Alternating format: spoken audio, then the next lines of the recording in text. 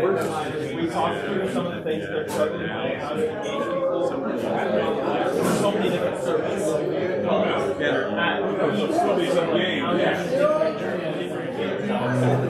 I said, well, I think international aspects of Rotary is one time for balance and stuff. And then I proposed that our Rotary for the UNC partners with them and creates an all the students are there in high school and oh yeah. Have similar career interests, whether they want to get into UNC or just need general help with like SAT, AP testing, knowledge application stuff, general advice, big brother and little brother.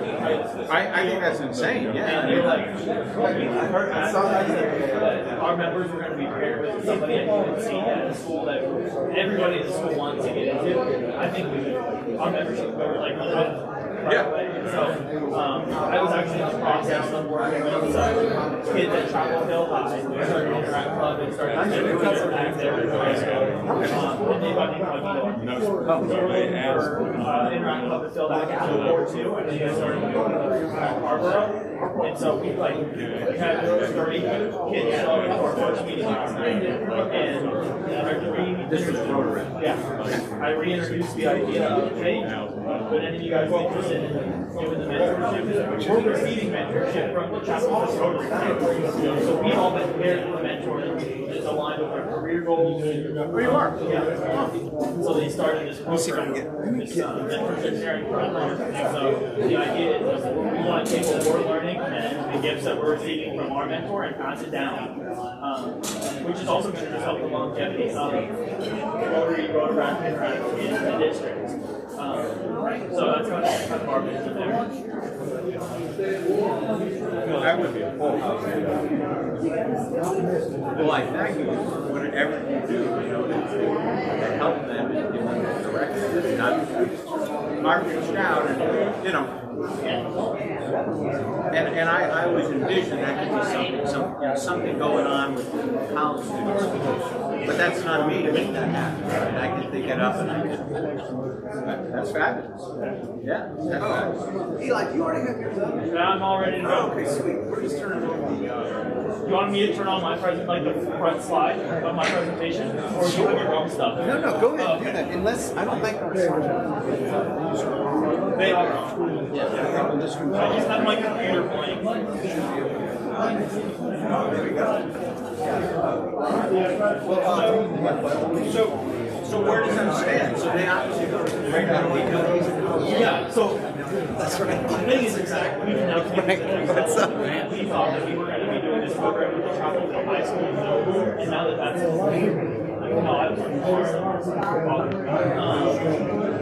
and so now that they kind of like our members still want to do it. We have every interaction engagement stuff. We want to be able to invite them to as the family house, as the CU, and hours. Really? And the staff said they had to go like a laptop. So what happened? Yeah, so I brought my acoustic speaker, playing music on my speaker, my phone, and then where this stayed in my car that night, would come down and play bingo, they supplied some devices. So we just play bingo with them. But tell you what, we would love to support you, and you can have some help on the club. This one is very and sometimes and also as far as we've got 100 members, so to expand the professional network that might be of interest to the Rotary. Absolutely. But because the thing with doing the mentorship program exclusively with the Chapel Hill Club is they have like 30 members, and they're all doctors and professors. Yeah. So it's hard to compare when it's about for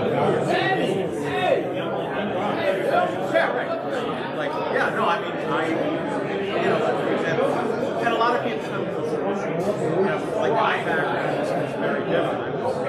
I've been here and worked on Wall Street, I saw my tax and I department. So, you know, and I know that sometimes that kind of thing provides for interesting certain people, right? Because my kids, they just graduated. But not everyone wants to be and we have, you know, just make it more interesting. Well, I just, do you know Roger? I do not. Okay, so he's the person at the Chocolate Hill Club kind of leading this whole initiative. And so I met with him for lunch every day. So he said that the feedback he's gotten from the community network has been like outstandingly positive. Yeah. They're like, I finally was retired, and I now have like a mechanism to share Yes. all the knowledge and skills and connections that I have been through Rotary too, which is awesome. And we require our members to be in good standing, have certain involvement, and take advantage of mentorship. So it's not just like you sign a paper and then you get a mentor. We're committed to serving you, and you're committed in return. You're committed to be fair to someone that they don't give you whatever person. Yeah, you're looking for what to say. Okay. Well, and I know we would love to support you guys in that if you want. You know, Chapel is a great club. But for example, I'd say Riley, for whatever reason, you know, we don't have great success with Riley. But we're sponsoring 5 kids. We have one internal campaign sponsoring 5 kids from other clubs. The Chapel Club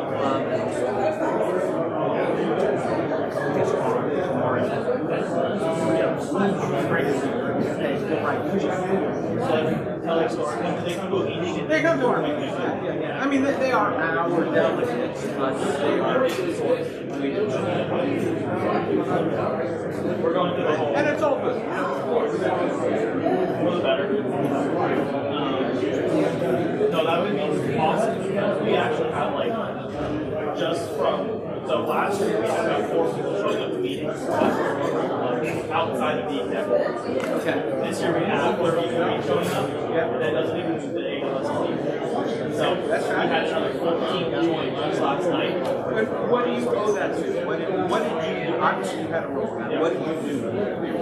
So we had like at least 360-degree turnover in exec board. We had seniors graduate, juniors step down, and they were preparing for med school. And so we had all sophomores step into roles. And I think having been in the club last year and knowing that we did not enjoy it, and knowing how much we turned around, what it could be, it motivated us to like really commit ourselves to it. Not let it be something like. So you were in Rotary last year. Just as a member, and then when our paths and our president last year stepped down out of the blue, like she didn't inform anyone, she just like went to the girl who applied to be the vice president, and she was like, hey, can you take my role? I can't do this anymore. And then we had no vice president, so Roger Massey called me and was like, hey, can you send me the people? Like, we really need someone who knows Rotary, like knows what it is, and recruit kids who enjoy it, and know what the benefits are. Right. And having just gone to Uganda on a Rotary sponsorship, I was like, yes, I can do it. And so, I don't know if you can tell, but I also bring just like general energy. And so, 100%, I get it. when we were recruiting, we would go to like the dining and one of our table right where the line forms where you scan your thing, and we had a prize wheel, and this prize wheel spanned for like damn 3 minutes. So I just got to talk to them while they waited for this wheel to stop spinning. Oh, how clever. And so by the time that their wheel stopped, we got this candy, we got like a flower to give to someone, and like, okay, I'll join. So we got like 25, 30 members in one night, and they all showed up the next day. Because and I had a pitch, and I told it every time that the rest of our exec board kind of just stood there and was like, that's great. And then sure enough, they like showed up, and they Who's their more business spending money? so I did. Yeah, I ordered the wheel, and then actually failed to put it together correctly. So that's the reason it's spun for so long. Oh, wow, okay. So it all worked out. Great idea. So, That's awesome.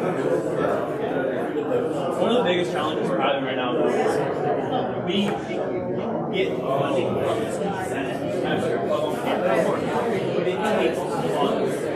So like, if you want to order something, you have to create a code. Go in for 2 hours, sit with that code, and it shows up 2 months later. What does that do? Because like, we probably will need to have $3,000 from the student senate, and that all those funds are restricted, so we can't spend it on food for meetings, we can't spend it on any types of prizes or bingo or anything. It's strictly for like fund development. Okay. So I would say if we had, But you have $3,000. available to us if we go through the next process and it takes months. So if we wanted to plan a project for April, we have to put in those orders now. So February, and even So what have you funded personally? That you get money, can you get repay or something? yeah, but it takes like our social media share last year spent $120 to fund a project. It still hasn't been here. From last year.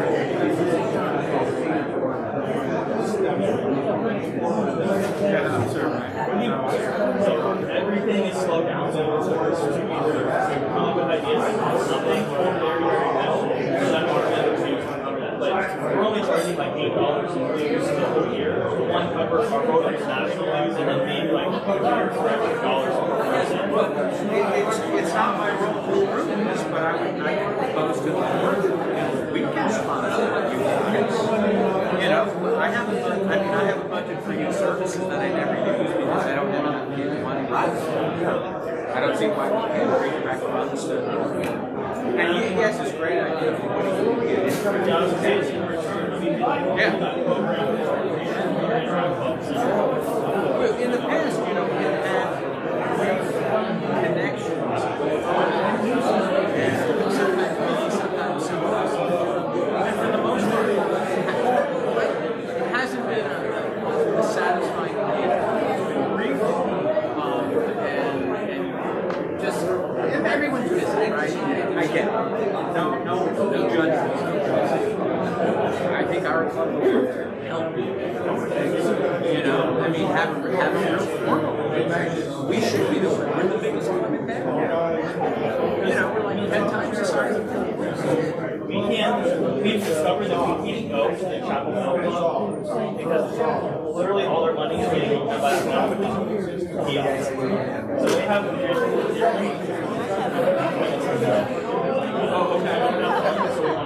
What if I cry? So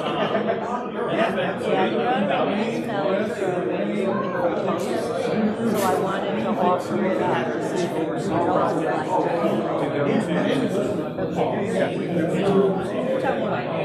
I'll call one.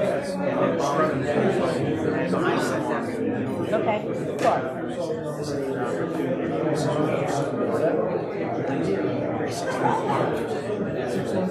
Just died right. Okay.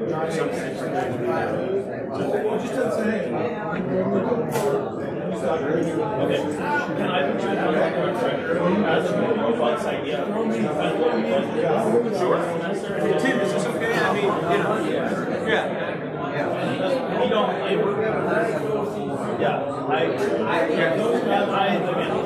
Unfortunately, I won't be here next week.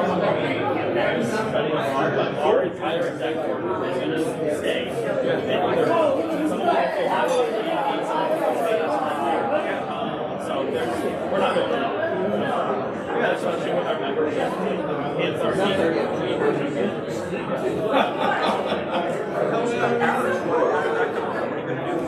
So, once I got into line for this, I didn't see. Hi, Larry, you can't say what it is. I was a member of the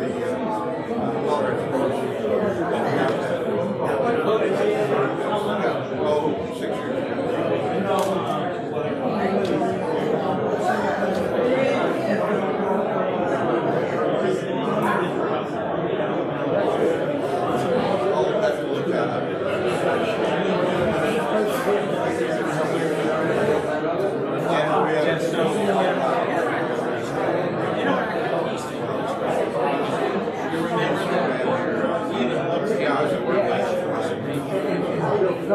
She's very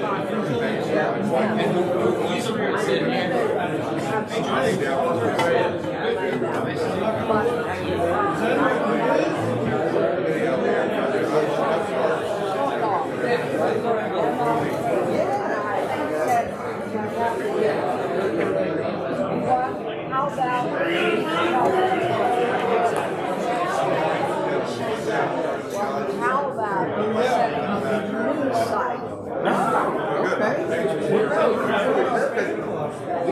This next level. For example, are you're in touch I said I'm going to do it. I don't know what I'm stepping in. But she has, yeah, it is back. Oh, yeah. I will see. We'll see what it takes. But it's the operation.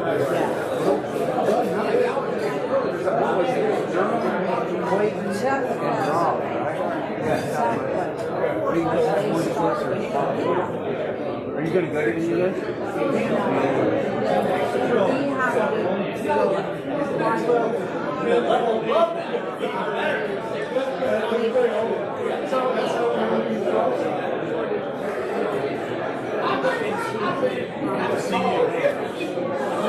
Mr. President, I have a deal for you. Oh boy. This is it. Next time. Don't take too much. How much of it? Like 60%, 70%? You can't even handle 10. That's what she said. But anyway, do you remember the magician? Of course I do. Great, right? He's got he's a paid speaker for presentations of companies. He's got a new presentation that he's worked on. And so he goes on with it. Like he would like to get to but with the proviso that wouldn't tell our members like feedback on this work. But right? For free. It's about it's like it's like a topic for magic. It would be totally Okay, yeah, sure. Wouldn't it be magic and all? really. I think it's like normally we have it's another value I bring to it. So you'd like to do it in February? Jennifer, let me look at our sign up. Maybe a little cover, but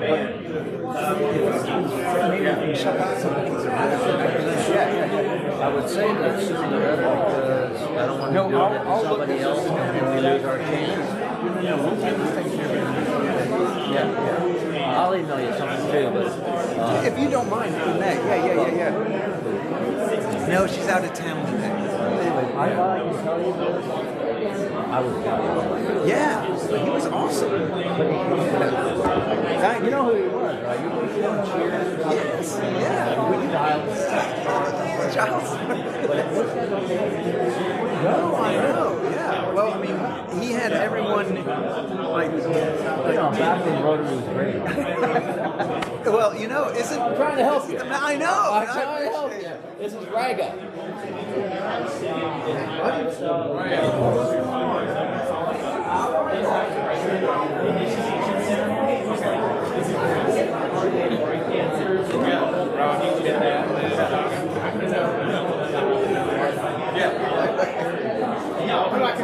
Hey, boy! It's been a while since I've seen you. Sorry. It's been a hot minute.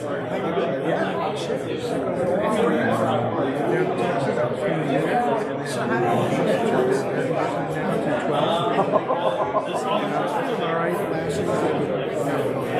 Yeah. Shannon says hello. I was talking to him on text earlier. I was like, I gotta go get ready for Rotary.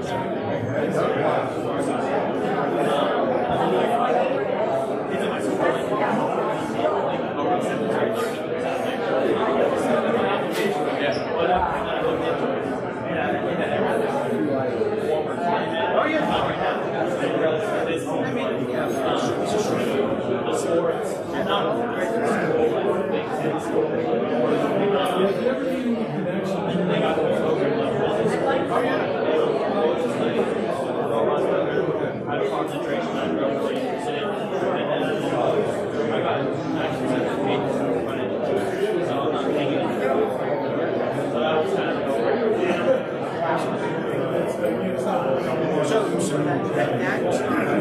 so that's up to now as an app station, you're technically so the cost of attendance for out of state is $60,000. Yes. I'm getting like $45,000. oh, I see. Oh, so they give you financial aid and the difference you actually. Yeah. So I'm only getting like $12,000 a year. But the value, like, my financial aid down is all for physical. Right. From Texas. My dad lives in Texas. I'm in Colorado.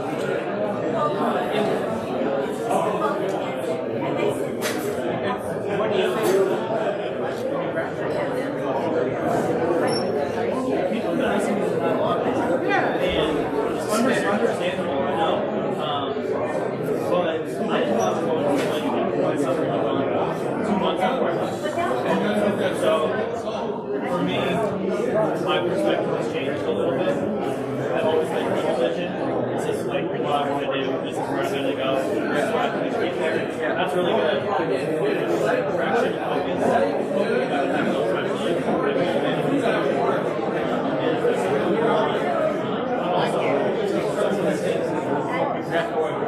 ideally, I'd like to start with this do 2 years ago, come back. Why not? And then move back to my next there might not be another time like sure, 2 years to do that. Might want to get it out of go into it, actually out of creative. Sure. Like that and putting my skills in use. And then I've really been drawn to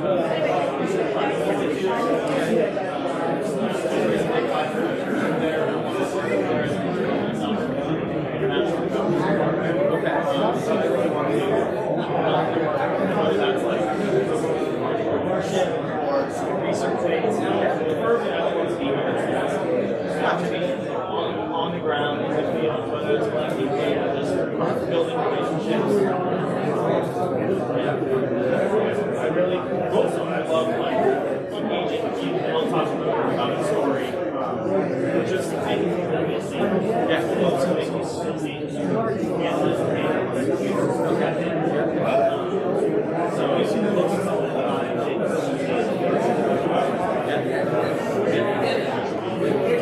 that's right. We're delighted to pick North Carolina.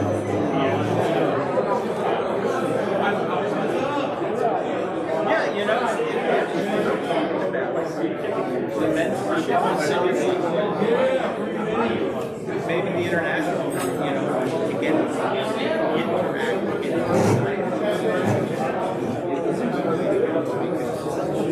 it is challenging when you're getting started.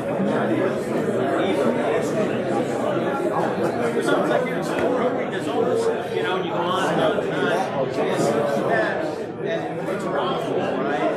You got time for that's impressive. Yeah, exactly. But then I'm going back, you know, like a high school kid, you're just not, all right, now what do I want? Just give me one thing. Yeah. I think, and I'll talk a little bit about my experience. Like, there's what I did in 2 years is nothing compared with the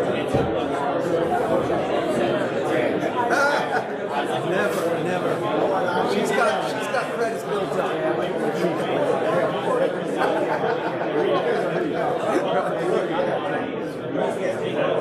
Yes, yeah. Wait, Tiger, I saw. No. I didn't see the camera. So you got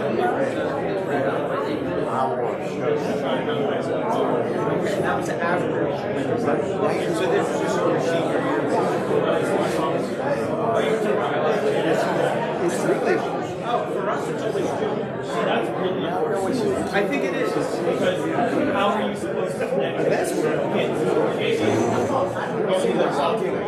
Yeah,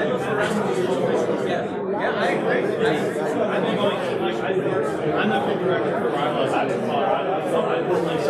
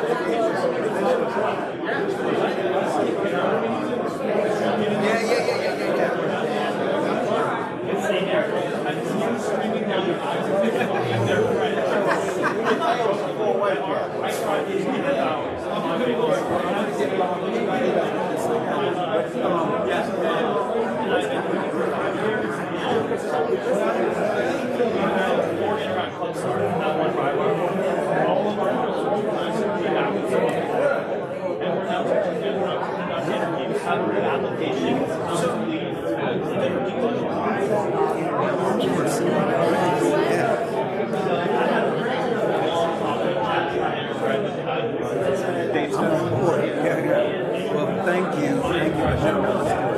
Yeah. And I love the idea.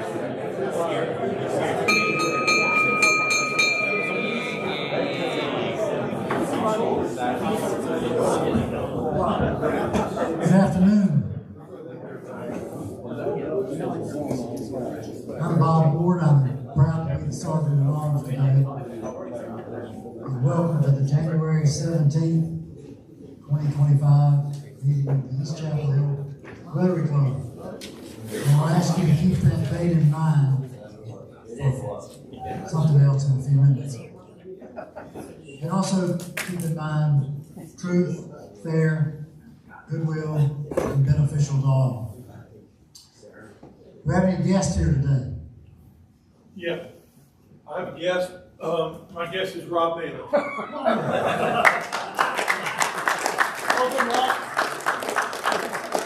Wow, we're so proud you joined us, Rob. It's my pleasure, I assure you. Now, we might could also introduce him in the next category, which is a visiting Rotarian. Are there any other visiting Rotarians here? No. Okay. I'm going to start the fine basket round. What we collect today is going to go to our speakers program with Global Impact in Rotary. And I'll ask you to put $1 in if you're tired of cold weather, and put $2 in if you're not tired of cold weather. Rob has an announcement, actually. That's why he came today. He has an announcement. I do not have any announcement. Nothing to say. Great. I'm just trying to enjoy my lunch. That's So, you remember when I started, I asked you to remember the date, which is January 17th, because this is the 57th anniversary of the charter of East Chapel Hill Rotary.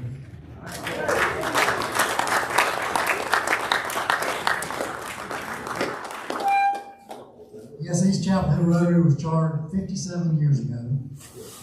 They had their first meeting a few weeks later. I think it was in early February when the first meeting actually was held. But there were 25 charter members. And that day, January 17th, 1968, is the day that Jim Hedmer became a Rotarian. Jim is the only remaining member of this club that was a charter member. So Jim, stand up and take a bow. Hey!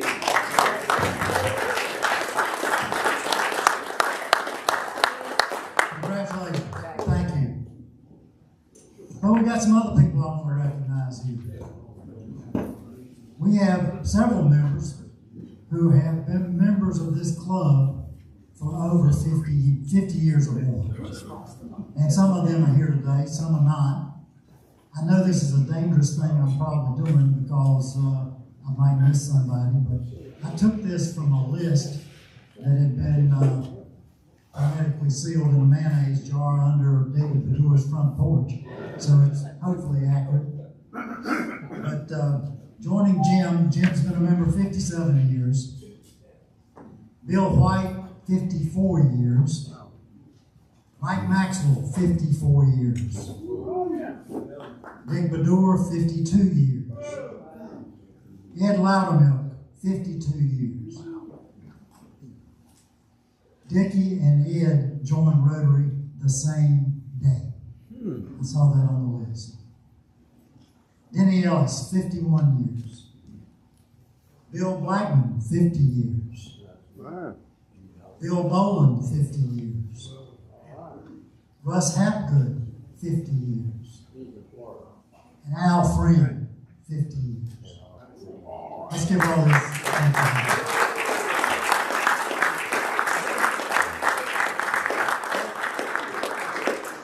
I'm not going to stop there. We got members who've been in it 40 years or more, some of whom are here. Gary Hill, Lee Scott, Bob Page, John Frick, and Cliff Butler. Wow. Let's give these folks a hand.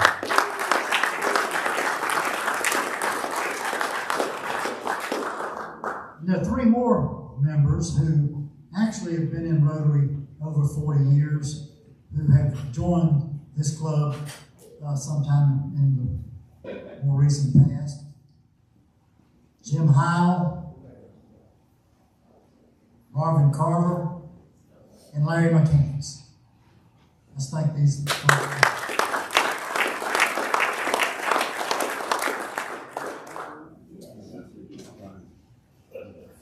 Yesterday when I was digging around about this stuff, and I'm gonna thank Jim Hebner, clued me in that he thought it was getting close to this time, and it turned out he was exactly right. We're dead on the day. And I was digging around and I found the program from the 2017 East Chapel Hill Rotary Installation Banquet, when some local ne'er-do-well was installed as president. And I'm going to read you what was on the back of that program. I don't know who wrote it, and I don't know when it was written, but I think it's well worth reading again. It was titled, What We Believe. One belief has been at the core of what East Chapel Hill Rotary is all about since our founding in 1968. Good friends acting together with goodwill can achieve far more than they could achieve by acting alone. Three enduring values contribute to this core belief. Live Rotary ideal of service above self through strong and generous commitments to worthwhile local and international service projects. Build an avenue for fellowship through our club's sense of humor, friendships, and esprit de corps. Encourage a dynamic tension between tradition and innovation by respecting and honoring our institutional memory, even while pushing the boundaries and, when appropriate, shedding tradition. We understand that nurturing these values takes effort. Therefore, membership in East Chapel Hill Rotary Club brings with it obligations to nurture friendships, to engage in club projects, to support members in times of crisis, to recruit new members who will also become part of our family, to understand our traditions, and to encourage new ideas. At East Chapel Hill Rotary, strong friendships make us better Rotarians. Like I said, I don't know who wrote it, but it was great, and I want everybody to leave with that in their mind today. So without any further ado, I will bring to the podium our president, who is known far and wide. I found that out several summers ago, making a visit to Wolfboro, New Hampshire, at Garfield's restaurant. When I mentioned I was from Chapel Hill, and the waitress said, "Do you know Red Dog?" Tim, Red Dog Smith.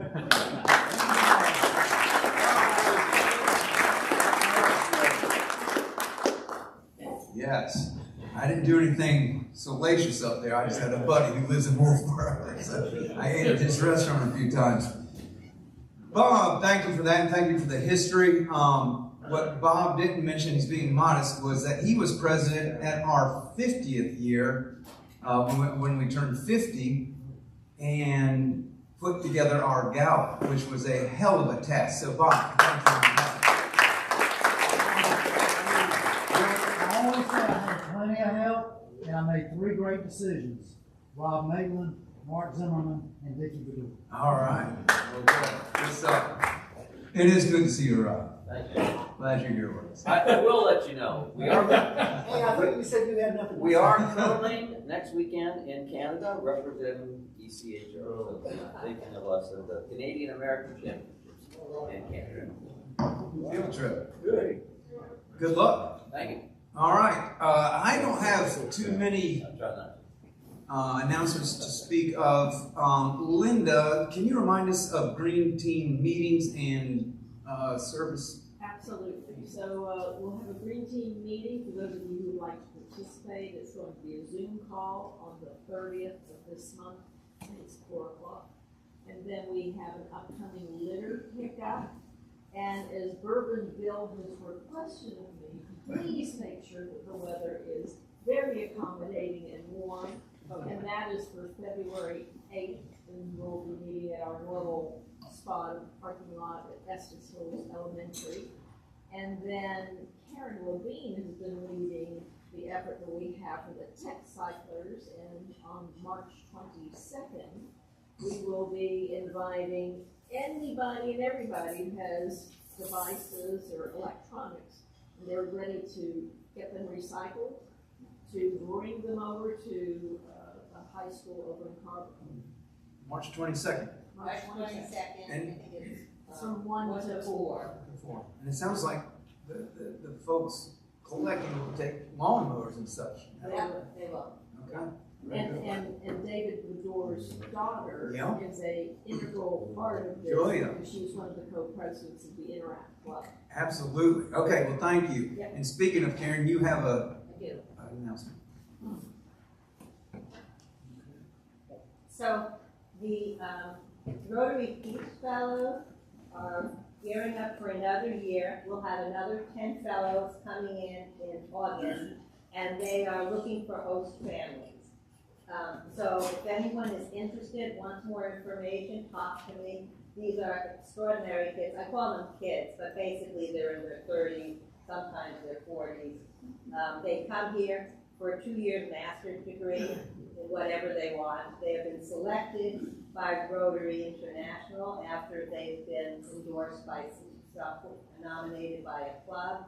And after that, then they have to be accepted into the department they want to go in. And then someone in the fellowship program here goes through a stack of resumes like this and decides, who gets the slots. So they're very accomplished kids. You don't have to do much. You can do as much or little as you want, but most people really enjoy the experience. Karen, why don't you explain what it really means to be a host family exactly? That's. Do I have time, Tip? You got another 2 minutes? Sure. Okay, so basically, you get your student in the spring, late spring, you correspond with them about, what they want and things like this, what they're looking for. They have to refine. They have to find a place to live, which is not easy in Chapel Hill, for $1,000 a month. But yeah. Wow. So they get $2,000 a month, and that during the school year, and that covers all their needs. Period. That's it. So they're on a tight budget. So you may be helping with that, or you may be going out to look at some apartment they identify. They come in basically the first week of August. They will probably stay with you 1, 2, 7 nights. Then they move into their apartment. You can help, it's nice to help them do that, or help organize this club to help them do that. And then after that, once they're settled in, some people, that's basically all they do. Others, for our current fellow, we are in touch at least once a week, and you know, if she needs anything, she knows, you know, to just give me a call and see if I have it or whatever she, you know, wants help with. So, that's it. That's pretty. You okay? Okay, good. All right, well, thank you. If you have questions, see Karen. There is one very quick announcement that our good friends at Marcel's want y'all to know how much they appreciate your generosity from the fine basket after our holiday luncheon. Portion of that went to them, and they wanted to thank you, so I appreciate that. I will bring Lorenzo up to introduce our speaker.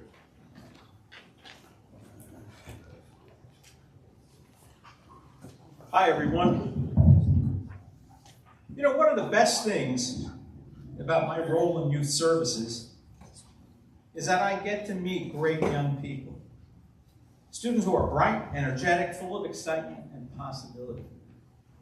Today's speaker might be the very best example of such energy and promise. Eli Hauber's first involvement with Rotary was with Ryla in 2020. And his passion and commitment to Rotary has only grown from there. If you look at his bio, you'll see that he is an accomplished student at UNC, and also a very active Rotaract member and an ambassador for Rotary in many of our programs. Now, it would be really nice to think that Eli went to Ryla and that somehow this program changed his life. That he came away inspired to do good and throw himself into service and make a difference. And after visiting with him, I really think that view is simply a conceit. Eli is the type of person who is destined to do amazing things, and Rotary just happened to be the vehicle that he found. What great news for us as Rotarians. So please join me in welcoming Eli Hauber to East Chapel Hill.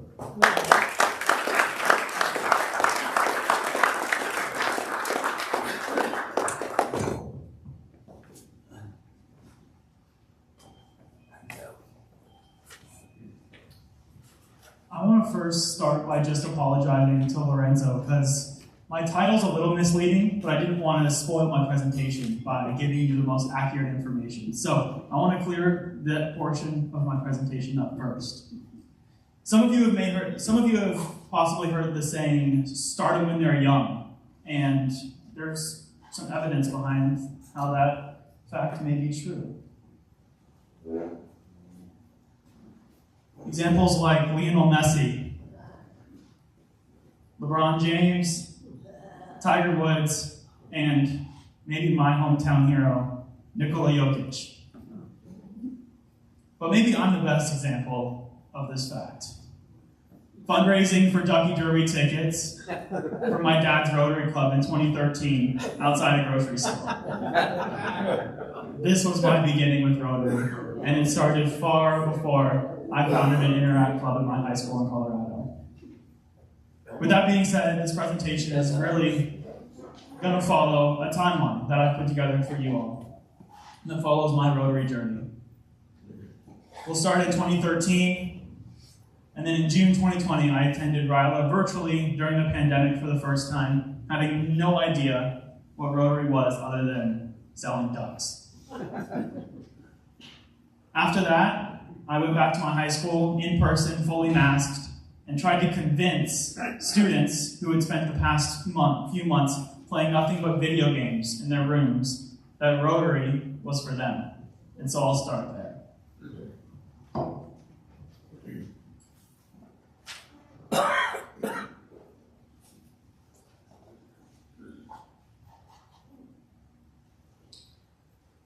I want to start by telling a story that I've told many, many different times in different variations of this presentation I've given all across the country. When I started pitching the idea of an Interact Club in my high school, I took the, hey, it's good for your resume, it's good for college applications route. And people responded well to that. And thus, we had about 25 people show up to our very first meeting. When we were going around introducing ourselves, I had everybody talk about, well, who they were, what they were studying, what they're interested in, and why they were there that day. And I told my story, told them why I started the club. And then the next person. And the next person said that they were there because they wanted to serve their community. And before Interact, they had the want, but they didn't know how. And then we went around, and 25 high school sophomores all said the exact same thing. And I broke down, 15 years old, in front of all my friends and started crying. Now, yes, I'm certainly proud of all the things that we accomplished that you can see in these photos, whether it's making care packages for homeless teens, building little libraries for low-income areas, volunteering at holiday craft fairs, baking dog treats for the local Humane Society. But what I'm most proud of is how Interact enabled and empowered students to take the skills that they learned and apply them to their own personal pursuits. We've had student members become D1 athletes, Air Force pilots, nonprofit founders, business owners, and change makers in their community. And that's why I believe so strongly that Interact should be a part of every student's life and experience in high school as they grow up. Moving on, after Interact, I attended RILA in person this time, and that's where we'll go next.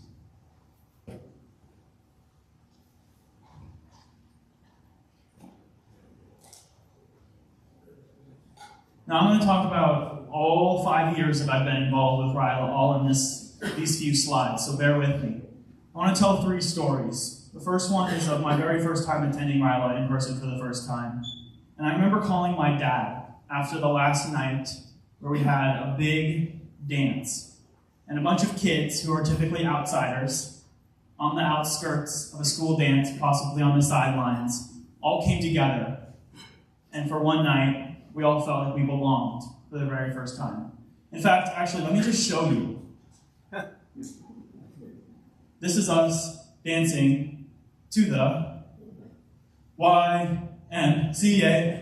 And we did this for 2.5 hours with a mosh pit. And I can truly say that this was the experience that led me to say, I want to give this to other people. As a counselor as a director of the camp last year, I was walking a kid back from the bathroom, and I asked, hey, how has this experience been for you? And he said, well, I was told by my Rotary Club this is a very prestigious honor, and I thought I was going to show up with a bunch of rich kids thinking they knew everything and that they deserved everything, and that's been the complete opposite experience that I've had. These are my people, and to this day, that kid, who now just applied to become a counselor this year, is still in touch with those kids that he met at RILA. The second story that I'm going to tell is the transformation of what we call our junior counselors. Last year, I was in charge of training and supporting our counselors last year, who are high school students, often the same age as the campers. And we came into camp, and they were unsure of whether they belonged or had the skills necessary to lead a group of 8 students.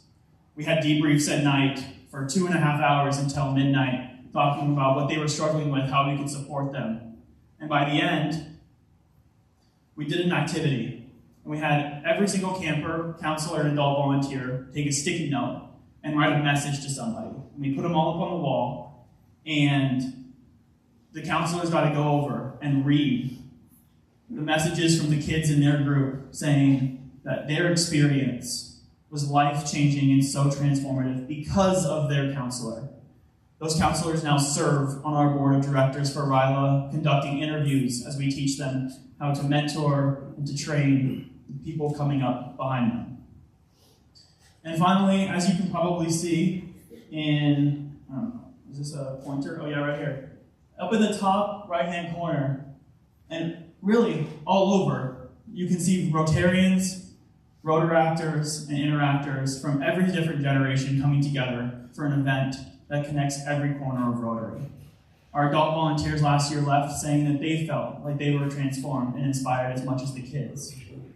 That's something that I hold so dearly, especially as some Rotarians feel like they can't connect with these students. And funny story, one of our junior counselors last year said that their adult volunteer was their spirit animal, and they still are in connection, and they're mentoring in a mentoring relationship, which is incredible. Moving on, I attended RILA a year later for a third time as a counselor this time, and then I I was accepted into UNC and joined the Rotary Club, and that's where we'll go now.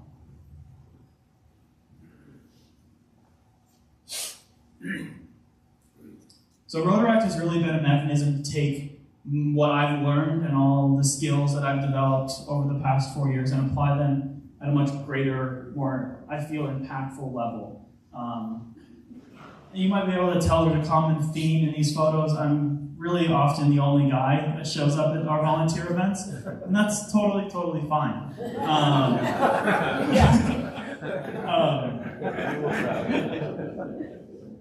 We've taken our Rotary Club that I joined last year with 4 members and turned it into a club with 36, all within a few months.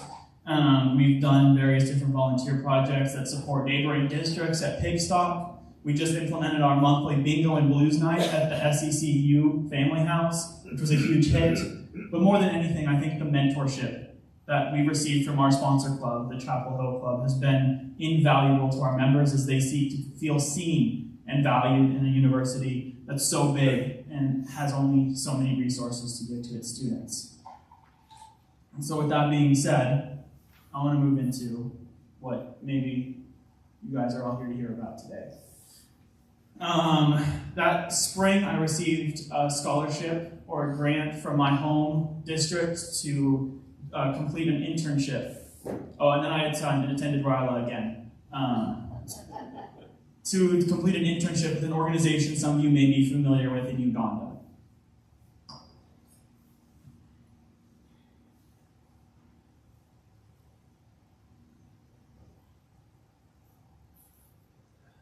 So All We Are was founded by Nathan Thomas, a district governor a couple years ago, right, out of Raleigh. And I got paired with him for the mentorship program through Rotaract. And when he found out that my summer plans had fallen through due to a civil war conflict in Haiti, he reached out and said, hey, do you want to come and work with me in Uganda? And I said, yes, of course, I would like to do that. And so I want to first talk about a little bit of why I was there. In Uganda, over 50% of the population, which is about 50 million people, well, the population is 90-something million, but 50% of Ugandans are under 18. Unreliable power stunts, education, and growth. And I experienced this firsthand as we were doing workshops to teach the Ugandan employees how to use different Microsoft platforms. There was a protest in the streets, and the government cut off all power and all Wi-Fi, and we could do nothing. We could just sit there and talk, and I experienced the very problem firsthand. And the solution that All We Are is trying to bring is stable, clean, and reliable solar energy. And so as you might have been able to see on the bio, a lot of what I was doing was just an extra pair of helping hands as we visited schools, repaired solar panels, and also installed them. And then I also led a fairly significant 15th anniversary marketing campaign for them. To close out, I want to tell again 3 different stories from my time in Uganda. The first one is what I like to call the choice to take off my shoes. While visiting one of these schools, I got the opportunity to be paired with a student who lived in the local village and experience walking with her from her home to a local water kiosk built by Rotary and by All We Are.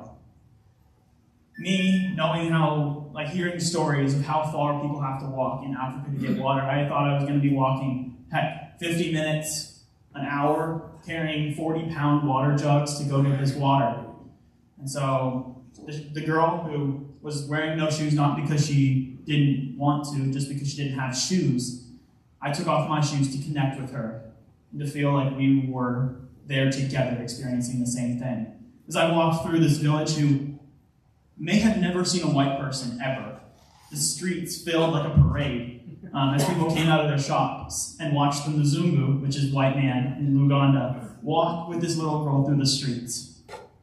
No more than 2 blocks later, we arrived at the kiosk, filled our water, and walked back. And I got to talk to her mom. afterward with a translator. I expected that I would be walking much further. And she said, well, no more than a few months ago, my daughter could not attend school because she was walking 50 minutes each way, twice a day, to go get water. And now, because of Rotary, because of all we are, she gets to attend school that's 500 feet down the road, and just like thousands of other little girls in our community. The second story I want to tell is about how I spent my free time. I traveled 6.5 hours to the northern region of Uganda that had been previously impacted by civil war in the early 2000s to visit a school that I had learned about in a book I had read no more than 3 months earlier.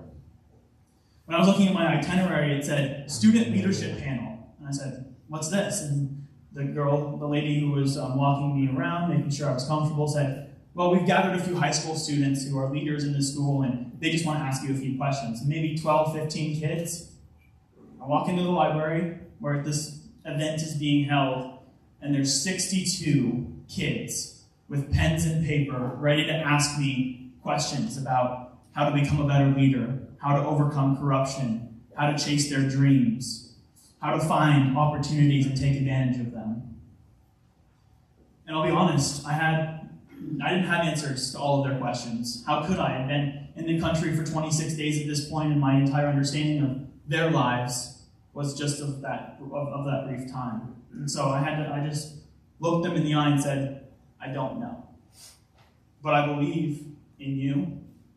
And for them, they expressed to me that meant more for me to look them in the eye, shake their hand, and make them feel seen than the millions of dollars pouring into their school every year from donors ever meant to them. Because they never get to see those people. And to travel across the world and to make them feel valued and heard and seen was all that they needed to feel like they could do it. And I didn't know it at the time, but that's what Rotary had been for me my entire life growing up. Well, at least for the past 5 years. Giving me the skills to say you can do it, cheering me on along the way, and empowering me to go chase my dreams, even though you guys don't have all the answers. And now I get to travel across the world and across the country, sharing those same gifts with high school students in Interact, and RILA, and with students all across the world in Uganda. So, one final story, and then we'll be done. This is how I got around for a month, riding on the back of a motorcycle with the employees clinging for my life as I sat on a ladder that was attached to the back of this motorcycle. Now, me being me, I came into my experience wanting to figure out how I could find solutions to the problems facing people all across the country. And within 10 days, I realized that there was way too much, and I became overwhelmed. I've sunk into a dark place as we navigated these unpaved roads in the mornings in the fog, and in the space between the bumps, my mind drifted, searching for solutions. What can I do? How can I possibly address these problems? I don't know enough. I don't speak the language. And it wasn't until I got home and unpacked my suitcase and saw that Alan, on the picture right here on the motorcycle, had put my uniform in my suitcase. And I lifted it up, and I realized that the answer I was searching for was right in front of me the entire time.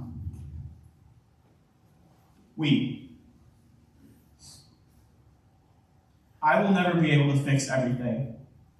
Not because my heart isn't big enough, not because I don't want to, not because I don't have the right degrees, but because such a problem and such a task is not intended for I, but for we.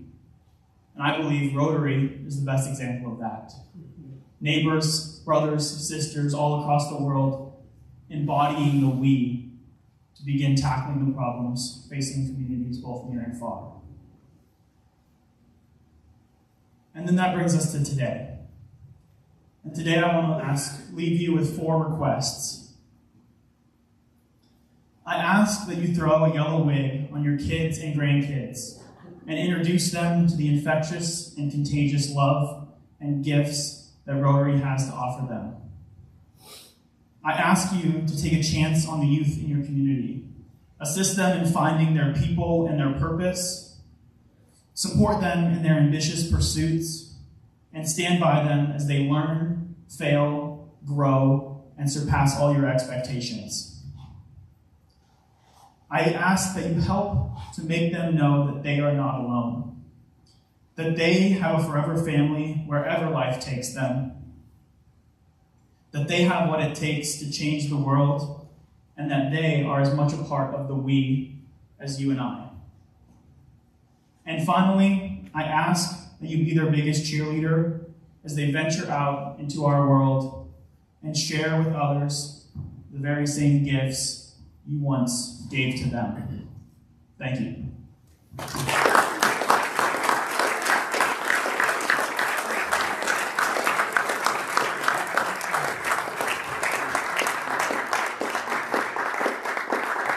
you don't mind, I'm sure we'll have some questions. Of course, and I'll be here after if we don't get to them all. I will. Go ahead. All right, Joe. I was going to start, but. So last night, the East Chapel Rotary served dinner at family, and we do it on the third Thursday every month. And a woman came up to me and said, "Do you know about the kids at university?" And I said, "No." And she said, "Oh, they come and play bingo with us." And she said, "You know the thing that was so impressive?" And I said, "Well, no, ma'am." She said, "They sat down at every table with us and interacted with us as we played bingo. They did not isolate themselves." So I congratulate you. And actually, she suggested that, and I said, well, maybe they can come and play bingo while we serve dinner. So maybe that's a way we can work together and do something that would really be fun. But I congratulate you. Your eloquence is appreciated more in this room as it will be in anywhere. But thank you. It was beautiful.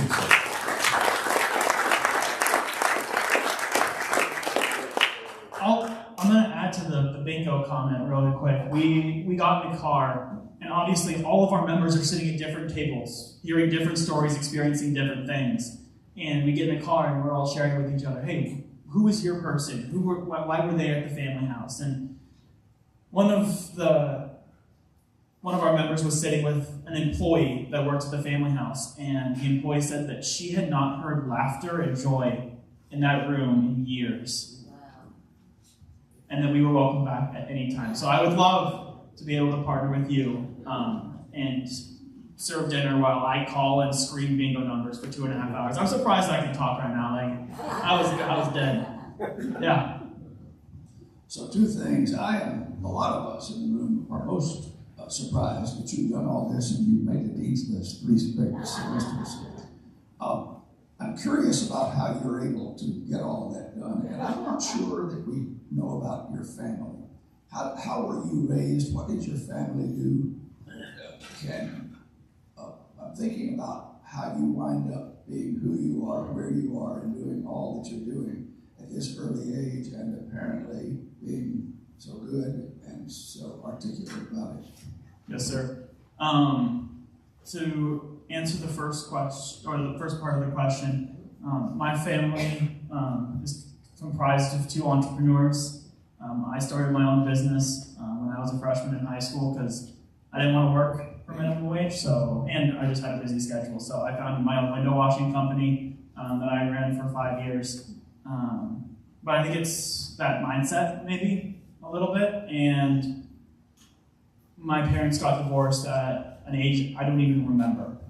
And for me, there's been a lot of positive negativity that has come from that. And I have come into situations where the outcome is determined on how I respond. And I see, like, even everything I just showed you about Uganda came about when I was at the darkest point in my life. And Rotary lifted me out of that, and I could have completely ignored that call, that knock on the door. And I think so much of our experience and our life is determined on how we respond. And I see negative energy as an opportunity to turn it into something different, turn it into something good, not only for myself, for my GPA, for my resume, but for everybody. Yeah. Hey, Eli, really loved hearing about what you're doing, you've been up to. I grew up in Chapel Hill, but went to CU, so I'm a CU grad, go Buffs. Love Colorado. Just want to give a little shout out to Colorado, my roots there. Very impressive to hear your story, everything you've done up until this point. I was wondering, where do you see yourself in 5 years? Where do you see yourself in 10 years? Yeah. In 5 years, let's see, I graduate in 2027. So hopefully I'm returning home from serving 2.5 years in the Peace Corps. I don't know where God will lead me. But I see myself kind of readjusting to life, figuring out what's the next step for me. And I think in 10 years, I'd love to, one, have a master's degree under my belt from the Rotary Peace Fellowship. That'd be pretty sweet. And two, I'd really love to be leading teams, addressing problems like these abroad, feet on the ground. I love just engaging with people and helping people take advantage of their strengths and filling in the gaps where they need some support. I'd love to be working with youth. Some of those pictures with that school where I did that Q&A was the most, I felt like I belonged there. And that is such a good feeling to feel like you are in the right place. And I felt the power of looking somebody in the eye and making them feel heard and seen. And I think by doing that, I now get to come and tell the stories of those kids here. I mean, I met some of those kids came up to me afterward and said, hey, I don't have a phone, don't have an email address, but I'm going to save up the money to get it. Can I have your phone number for when I get a phone? And sure enough, I've been in contact with some of them who have gotten a phone. One of them came up short, $80 short on paying his dues his senior year, 15 years of school, and he came up short, and so he reached out to me. I sent money. I think that money went between 6 different people before it got to him, but he got $80 and he's in school and he gets to graduate. And it's little things like that I think helping other people have those types of experiences where it's a very personal thing. Often it feels like there's so many problems in the world that are insurmountable, but when you are able to connect with somebody on a personal level and be a part of their life, all of a sudden it feels like your choices can impact the entire world. And so I want to help other people experience that power and that feeling. Hey, how'd you end up at UNC? Yeah, so UNC was not on my radar at all. When I applied, I actually wanted to go to the West Coast, to USC, and I got rejected, thank God. And I got in here on the same day, and 2 days later I was awarded the scholarship that's mentioned in the bio. And as an out-of-state student, UNC is not cheap by any means, and thankfully they're generous for financial aid. I get $50,000 from them a year, and my scholarship covers the rest, so it was hard to turn down an offer to get a degree or 2 degrees for free. But I've fallen in love with the location, with the people, with the place, the opportunities, the sports, all of it. So Glad you're here. Yeah, Eli, what do you think Rotary could do better to attract youth? In the days with social media, there's so many things that are exciting, and maybe it's a problem of older people selling a message, and we're not the sexiest representatives of these ideas. Speak for What yourself, Lorenzo. Yeah. So he never wanted to do these services, so I think that's got to matter. What are your thoughts about what we can do better? I think one of the pain points for attracting youth is you're trying to sell Rotary's purpose rather than figuring out what their needs are and how Rotary can fill that. And so when you go and you're trying to engage youth, I think it's important to learn who they are, learn their story before pitching the Rotary story. Like for me, the Interact Club came out of being in the wrong place. I was playing football, trying to meet people in a new district, for not knowing anybody in my freshman year. And quickly I realized that those weren't my people. I didn't miss them during the pandemic. And so Rotary stepped in and said, hey, there's a family here for you. And that's what I needed at that moment. And then I was able to generate that family and bring people in that are like-minded. And so it filled a gap for me. And so now I think that was what really hit home with me is Interact, yes, it's a service club, yes, international understanding, yes, leadership development, all great, and I've benefited tremendously from them. But in that particular moment, I needed people to come with me, to feel supported, to feel like I was a part of something greater than myself. And that's how Rotary stepped in for me. So identifying those pain points and how Rotary fills that gap. Eli, quick question, and this is not an indictment against study abroad. It's just that most study abroad tends to be university tied in with another university. They go over, and every student is looking for the next travel venture during the weekend. Yep. Service is not part of it. What you've done is the complete opposite.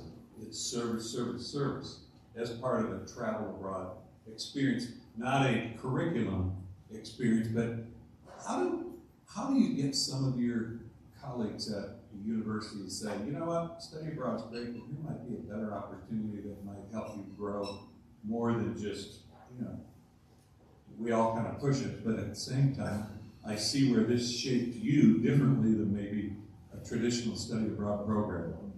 Well, that's really geared for certain kids. Yeah, and I'll respond to that and say that what I did in Uganda will probably not be replicated because I did it alone. I was all by myself.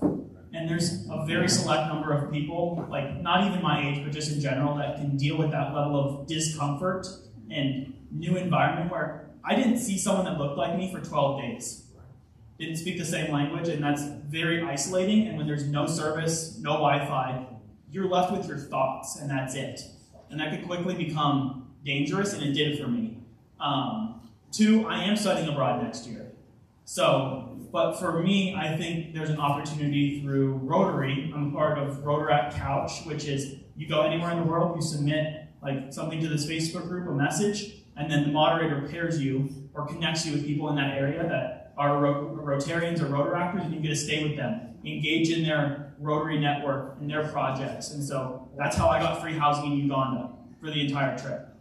Some of those pictures are where people that reached out to me, offered me a place to stay, and then lifelong friendships come out of that. And so, yes, there's the curriculum aspect that's important with study abroad, but I think Rotary and informing people in Rotaract clubs that, hey, this is an opportunity for you when you study abroad can allow them to then continue their Rotary journey and build bridges between traditional Rotary or traditional study abroad experience and a service-oriented or centered experience. Yeah. Question on language.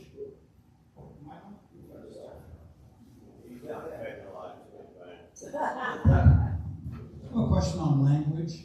I myself am focused monolingual, but our son and daughter-in-law's family have been overseas for a number of years. Young men growing up speaking English at home, speaking the native language in school, and then learning French in a French school before they graduate.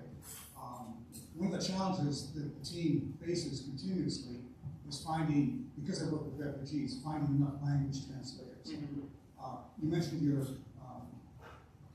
studying overseas next year. What languages have you acquired? Do you see language as a challenge working overseas? What are your thoughts on that? Yeah. I was fortunate enough to be able to travel around with employees of the organization while I was in Uganda, so I had a built-in translator that I didn't have to pay for. I'm currently studying French at UNC. I did Swahili last year because I thought that I'd be able to use it more than in just 2 countries, but then when I went to Uganda and they're like, you're never going to use it, I said, okay, well, I'm switching then because that's a waste of 4 years. So, not a waste, but it wouldn't be a valuable use of my time. I love learning French. I feel like I'm picking it up well, and maybe that my Spanish background in high school helps me with that. But I think what helps me the most with French is I know that it's going to be used, and there's a purpose for it. And so there's a want to learn, because it's not just for a grade or for a mark. It's so that I can actually like effectively communicate and make the most of my experience. So yes, language is incredibly valuable, and all this talk about, oh, you have a chip in your head that translates for you and tells you what to say. No, I feel like that's like, I would rather just learn it and take the time. So, yeah. Eli, I'm interested in your time in Uganda a little bit more. Was every day different, or did you fall into a routine did you go to a job each day? So it was kind of broken up into 3 parts. The first part was my arrival, and I stayed with some Rotarian hosts for the first 3 or 4 days. And then random Rotaractors would just come to the house, pick me up, and we would go do something. We would go like ride camels at this animal sanctuary, or we would go to the beach. One day we went to like a pool at a hotel, and I was like, what the hell, why are we doing this? Like, this water's probably dirty, like, I just gotta be careful. It turned into, I have videos, but they're not up here. It turned into like 3 hours of throwing kids in the air off my back into the pool. It was like the craziest experience. You can see some stuff if you watch this on my LinkedIn, but that was the first part. The second part was a lot of traveling on the motorcycles from school to school, getting on the roofs, cleaning the panels with soap and water, doing repairs to the systems. There were like a few rats that had eaten the wires that we had to clean out. And then we did 5 full days of an install. So we installed 4 panels and then connected it to all the buildings on the campus.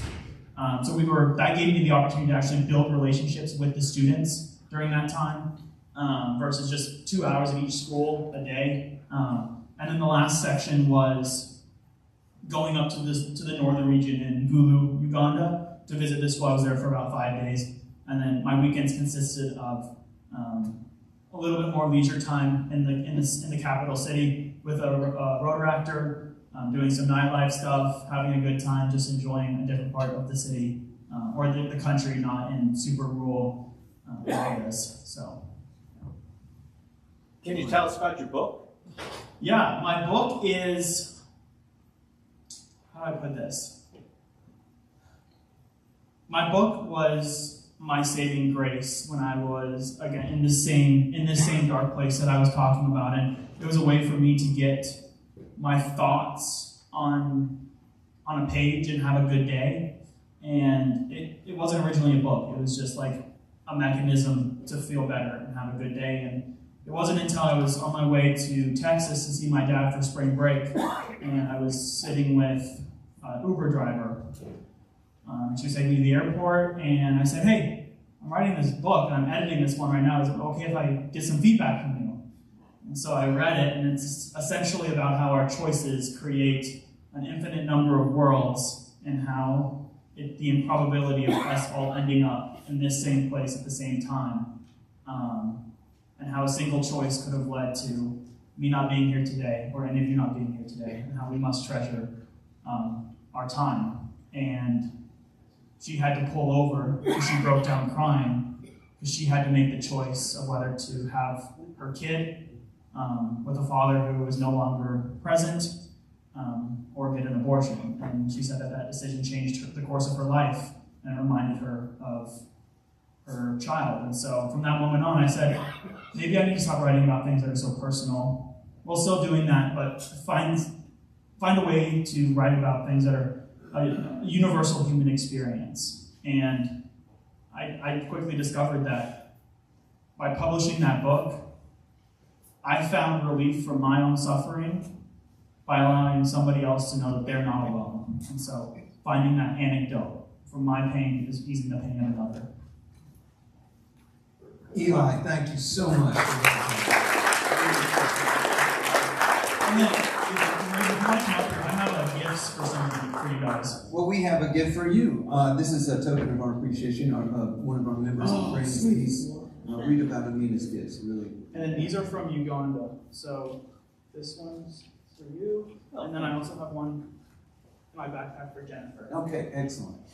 Thank you, sir. Of course. All right, well, thank you for coming. Yep, and I'll stick around, so. Yeah, please do, and like you said, let's stay connected. Of course, all right? yep. All right, Yes, sir. very good. We want to follow your travels and Right. Good.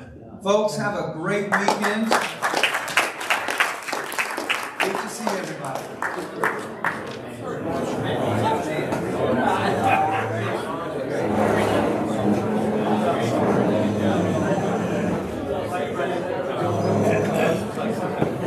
That was excellent.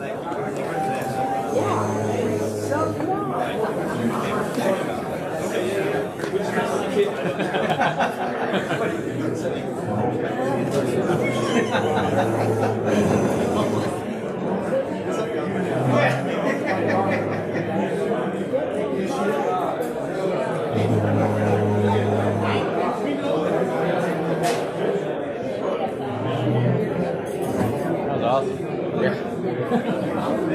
Made me think about my life.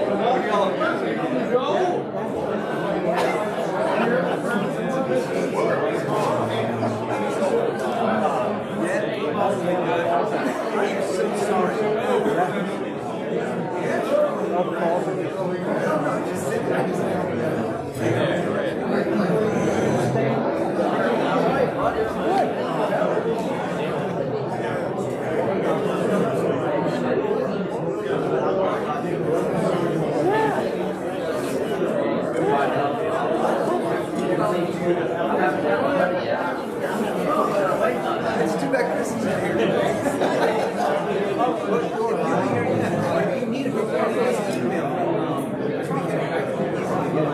So our plan with that is to start a proactive mentorship program where we pair students with around kids to start building tools that we can invite them into our service projects, schools, helping them with college applications, EOP programs, stuff like that. Well, our hope is that we can start expanding. Our club is growing, and our sponsor club in Chapel Hill isn't big enough. I'll tell her to I know that and she gets mad at me because I in the morning she goes. But yeah, she teaches it and on Mondays, it's